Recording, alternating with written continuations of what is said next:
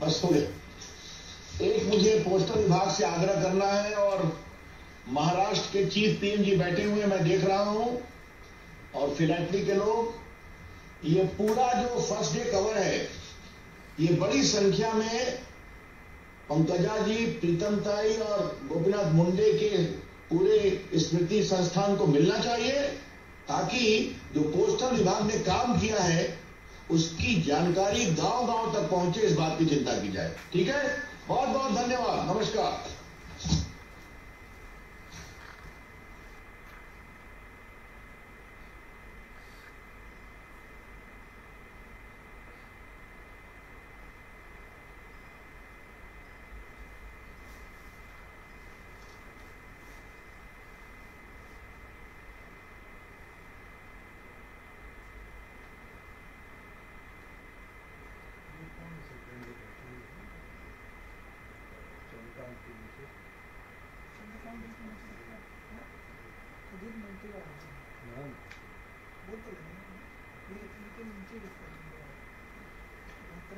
बहुत आभार आदरणीय रविशंकर प्रसाद जी। आज आपने एक राजनेता के तौर पे नहीं तो मुंडे जी से आपकी मित्रता के नाते जो आपके अनुभव रहे वो शेयर किए, और जैसे मुंडे जी के भी कार्यक्रम होते, एकदम दिल से होने वाले कार्यक्रम की अनुभूति आपके भाषण के माध्यम से आई। मैं आपका बहुत बहुत शुक्रिया अदा करती हूँ।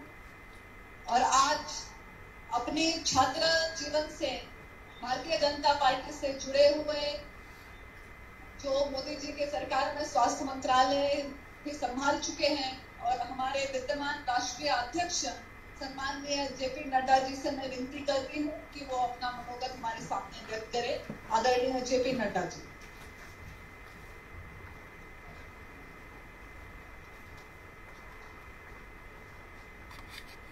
आज के इस कार्यक्रम में मेरे साथ शामिल हुए हमारे भारत सरकार में मंत्री और हमारे वरिष्ठ सहयोगी सम्माननीय रविशंकर प्रसाद जी, हमारे महाराष्ट्र के वरिष्ठ नेता और पूर्व में मुख्यमंत्री रहे ऐसे हमारे साथी श्री देवेंद्र फडणवीस जी, महाराष्ट्र के प्रदेश के जुझारू अध्यक्ष श्री चंद्रकांत दादा पाटिल जी, हमारे भारत सरकार में राज्य मंत्री श्री संजय धोत्रे जी, श्री राव साहब दानवे जी, हमारे राष्ट्रीय सह संगठन मंत्री श्री शिव प्रकाश जी, हमारे राष्ट्रीय सचिव विनोद तावड़े जी, बहन पंकजा मुंडे जी, बहन डॉक्टर प्रीतम मुंडे जी, और हमारे मित्र राज्यसभा में भगवत कराड़ जी, देवी और सज्जनों, आज गोपीनाथ मुंडे जी की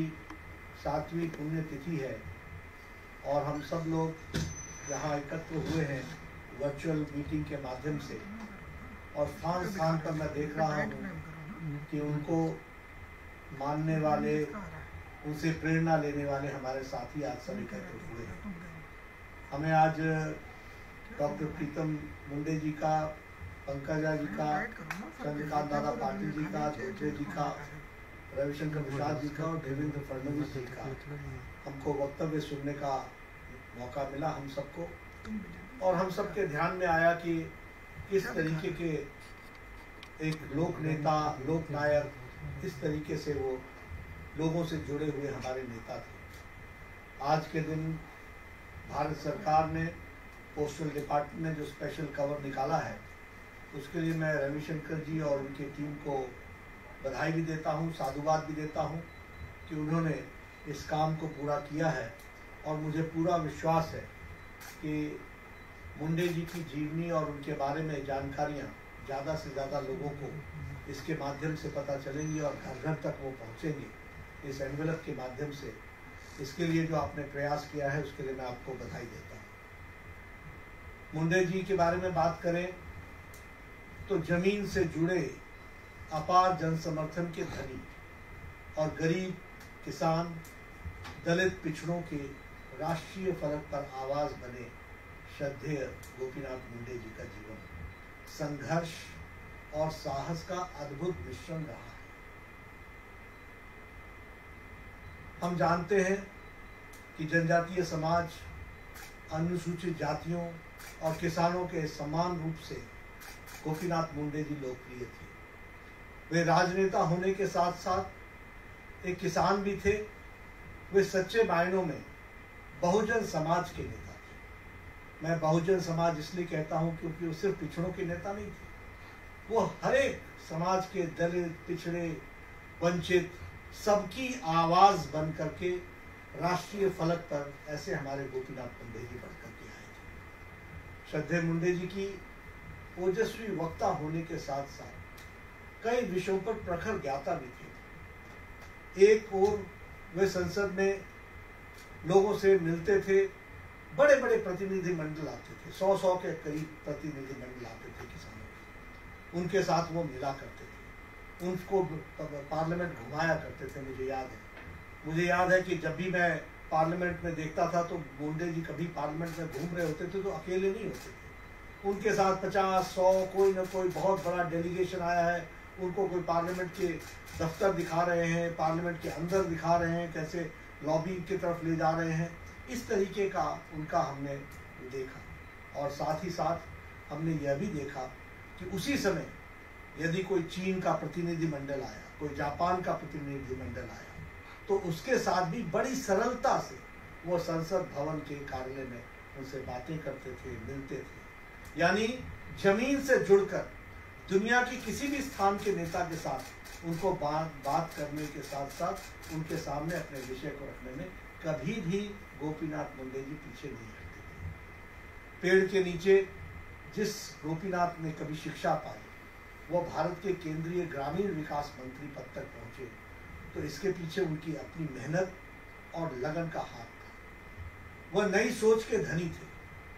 अपनी आत्मीयता से हजारों कार्यकर्ताओं के साथ लिए चलना ऐसा उन्होंने निभाया था और वो उनके साथ दुख में भी खड़े रहते थे। मैंने देखा है गोपीनाथ जी को, जब भी कोई गरीब, वंचित, पीड़ित किसान या कोई हमारा व्यक्ति आता था तो उसकी पीड़ा में वो अपने आप को शामिल कर लेते थे, उसको जोड़ लेते थे और उसकी पीड़ा का निवारण करने के लिए हर संभव प्रयास करते थे। ये मैंने उनमें एक विशेष प्रतिभा देखी और एक लगन, एक तड़प, एक पीड़ा मन में, एक इस चीज को पूरा करने के लिए गोपीनाथ मुंडे जी अपना सार्वजनिक जीवन में पूरी ताकत लगाते थे, ऐसा मैंने देखा। मैं ऐसे महान व्यक्तित्व के धनी गोपीनाथ मुंडे को 7वीं पुण्यतिथि पर उनको शत नमन करते हुए अपनी विनम्र श्रद्धांजलि अर्पित करता हूँ। मैं श्री गोपीनाथ मुंडे जी के पुण्यतिथि पर भाजपा के करोड़ों कार्यकर्ताओं की तरफ से उन्हें श्रद्धा सुमन अर्पित करता हूँ। करोड़ों कार्यकर्ता आज उनकी तरफ से मैं जरूर जहाँ उनके श्रद्धा सुमन अर्पित करता हूँ, वहीं मैं करोड़ों कार्यकर्ताओं को यह भी कहता हूँ कि हम सबको गोपीनाथ मुंडे जी से प्रेरणा लेनी चाहिए। उनके जीवन से हमको बहुत कुछ सीखने को है, बहुत कुछ जानने को है। हर एक विषय के बारे में जानकारी गहराई से लेने की उनकी आदत थी, लेकिन उसके साथ साथ उनकी सरलता उनका आवरण था, उनका आभूषण था। जिस सरलता के साथ वो मिलते थे वह भी हम सबको हमेशा ध्यान रखना चाहिए। गोपीनाथ मुंडे जी के व्यक्तित्व के कई पहलुओं में से लोग अवगत होंगे, जैसा उनको संवेदनशील व सूझबूझ से भरा स्वभाव, जमीन से जुड़ा व्यक्तित्व, किसी के प्रति लंबे समय तक कोई द्वेष रखना, ये उनकी आदत नहीं थी। अगर कहीं कोई ऊंच नीच हो जाए, कोई बात आ जाए तो उसको वो बहुत देर याद नहीं रखते थे और फिर गले मिल करके आगे बढ़ने की उनकी आदत थी। इस तरीके से गोपीनाथ मुंडे जी को हम सब लोग जानते हैं और हम यह भी जानते हैं, जैसा कि देवेंद्र जी ने बताया, कि उन्होंने संघर्ष, सत्ता से संघर्ष का संदेश दिया, हमेशा संघर्ष की बात की और कार्यालय से निकल करके सड़क पर उतरो, ये संदेश उन्होंने दिया। ये हम सब लोग जानते हैं। यह इस बात को बताता है। और महाराष्ट्र के वो शहर शहर, गांव गांव उन्होंने घूमा था। वो शहर शहर, गांव गांव से परिचित थे और शहर के कार्यकर्ताओं को नाम लेकर के बोला करते थे। किसी भी गांव में जाए तो वहां के कार्यकर्ताओं का नाम लेकर उनको बुलाते थे। किसी भी शहर में जाए तो उनका नाम लेकर के बुलाते थे। और इतना घूमे हुए थे वो महाराष्ट्र की कि अगर वो हवाई हेलीकॉप्टर से भी चलते थे तो उनका नेविगेशन सिस्टम इतना मजबूत था कि वो खुद बता देते थे कि नीचे जो जगह दिख रही है वो ये गांव है, यहाँ के किसान ये बोते हैं, यहाँ के किसान का पानी का स्रोत कहाँ से आता है, वो पानी का सिंचाई कहाँ से करते हैं, वो सारी उनको जानकारियाँ होती थी। जो भी पास बैठा होता था तो उसको बता देते थे ये इलाका ये वाला इलाका है, यहाँ के किसान ये बोते हैं, यहाँ का पानी का स्रोत की ये व्यवस्था है। इस तरीके का गोपीनाथ मुंडे जी का व्यक्तित्व था। किसानों के प्रति उनका लड़ना, किसानों की आवाज़ उठाना, किसानों के प्रति समर्पित होकर के काम करना, यह उनके जीवन में, जिसको कहते हैं गोपीनाथ मुंडे का व्यक्तित्व, इसका पर्यायवाची था। अगर हम गोपीनाथ मुंडे जी को माने तो गोपीनाथ मुंडे जी पिछड़े, दलित, वंचित, शोषित, किसान, इन सब के वो वक्ता, उन सब के वो रिप्रेजेंटेटिव भी थे, इन सब को प्रतिरक्षित भी करते थे और इनकी आवाज़ को वो बहुत अच्छे तरीके से हर फोरम पर रखना का प्रयास करते थे। गरीबी और सूखे से त्रस्त बीड़ जिले में के लोगों के दुर्दशा के खिलाफ भी उन्होंने संघर्ष किया। उनका युवा मन एक अमिट छाप छोड़ता है हम सब के लिए। गरीबों के उत्थान के प्रति, श्रद्धेय मुंडे जी के प्रति उनका दृढ़ निश्चय उनके कार्यों में दिखता था। उन्होंने गरीबों के लिए सस्ते भोजन की योजना और उसके साथ साथ उसकी शुरुआत की। उन्होंने मुंबई में स्लम पुनर्वास योजना की शुरुआत की, जो स्लम बस्तियों में रह रहे लोगों के लिए वरदान की तरह सिद्ध हुई। उन्होंने महिलाओं के लिए बीमा की योजना, जीजा माता महिला आधार बीमा योजना की थी। साथ ही उन्होंने बेघर आवास के लिए आर्थिक सहायता प्रदान करने की योजना, इसको भी लागू किया था। किसानों के लिए बलिराजा संरक्षण बीमा योजना का सूत्रपात किया। उन्होंने गन्ना तोड़ने वाले कामगारों के हित के लिए कड़ा संघर्ष किया और साथ ही उनके अधिकार उनको मिले, इसके लिए उन्होंने पूरी ताकत लगाई और उसमें उन्होंने सफलता भी पाई। बाद में उन्हीं के द्वारा दिखाए गए रास्ते पर जब महाराष्ट्र में हमारी देवेंद्र फडणवीस जी के नेतृत्व में भारतीय जनता पार्टी की सरकार बनी, तो उन्हें के प्रेरणा से गन्ना तोड़ने वाले कामगारों के लिए अलग से महामंडल बनाया गया और इसके माध्यम से उनकी सेवा की गई। श्रद्धेय गोपीनाथ जी अपनी छोटी सी आयु में ही महाराष्ट्र में भाजपा संगठन की नींव रखी और भाजपा को दलितों, पिछड़ों, गरीबों और मजदूरों तक पहुंचाने का भगीरथ प्रयास किया। उसी के बल पर आज भारतीय जनता पार्टी महाराष्ट्र में सबसे बड़ी पार्टी के रूप में प्रतिष्ठित होती है। जब केंद्र में नरेंद्र मोदी जी की अगुवाई में भाजपा की सरकार बनी तो गोपीनाथ मुंडे की कार्यकुशलता देखते हुए उन्हें गांव, गरीब, मजदूरों, दलितों और पिछड़ों के उत्थान के लिए ग्रामीण विकास मंत्रालय का प्रभार दिया गया। बहुत कम समय वो इसके यहाँ मंत्री रह सके। हम सब जानते हैं कि ईश्वर ने उनको असामयिक हम सब से छीन लिया, लेकिन उनकी सोच गरीबों के प्रति जो समर्पण था उसको ध्यान में रख करके हम जानते हैं कि आज मोदी जी ने 7 साल में जो काम किसानों के लिए, दलितों के लिए, गरीबों के लिए, वंचितों के लिए, पीड़ितों के लिए पिछले 7 साल में जो काम किया है, उस सब काम में के दृष्टि को अगर देखेंगे तो कहीं न कहीं जो गोपीनाथ मुंडे जी की इच्छा थी उसको साकार करने में प्रधानमंत्री जी के नेतृत्व में भारतीय जनता पार्टी की सरकार सफल हुई है, यह हम जानते हैं। मित्रों, आज गोपीनाथ जी को हम श्रद्धांजलि तो देंगे ही, श्रद्धा सुमन हम सब दे रहे हैं, लेकिन सही मायने में उनके प्रति श्रद्धा तभी होगी जब हम अपने दैनंदिन जीवन में गरीबों के साथ जुड़े, वंचितों के साथ जुड़े।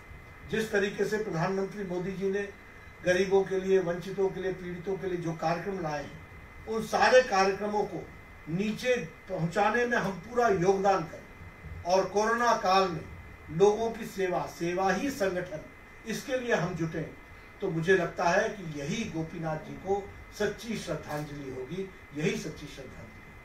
अगर हमको गोपीनाथ जी से सीखना है तो उनकी सरलता सीखना है, उनका मृदु भाषी होना सीखना है, सबके साथ मिलने की, कभी लगता ही नहीं था कि इतना बड़ा व्यक्तित्व इस तरीके से हम सबसे गले मिलता है, हम सबसे मिलता है।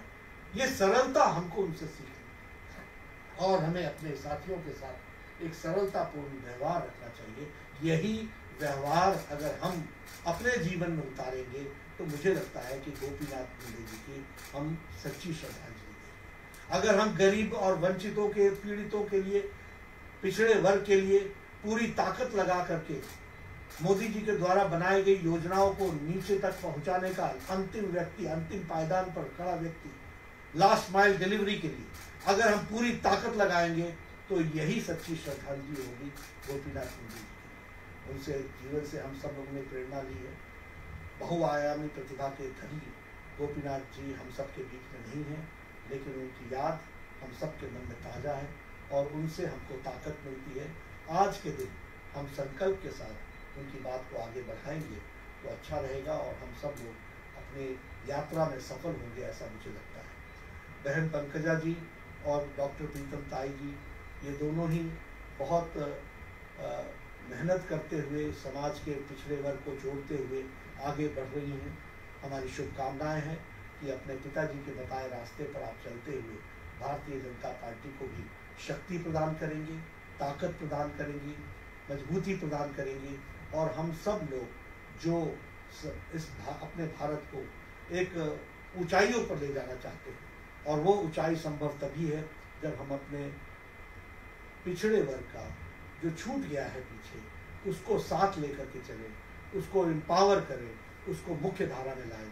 और मुझे पूरा विश्वास है कि आप सब लोग इस काम को पूरी तरीके से करेंगे, ऐसा मैं मानता हूँ। आपने मुझे इस कार्यक्रम में शामिल होने का मौका दिया, इसके लिए मैं आयोजकों का धन्यवादी हूँ, डॉक्टर कराड़ का धन्यवादी हूँ, पंकजा बहन का धन्यवादी हूँ, डॉक्टर प्रीतम ताई का धन्यवादी हूँ। और हम सब लोग आज उनसे प्रेरणा लेकर के चले। देवेंद्र जी ने और रविशंकर जी ने, चंद्रकांत दादा पाटिल ने बहुत सी बातें उनके बारे में बताई हैं। उनको हम सब आत्मसात करते हुए आज सच्ची श्रद्धांजलि देते हुए मैं अपनी वाणी को यहीं विराम देता हूँ। बहुत बहुत धन्यवाद।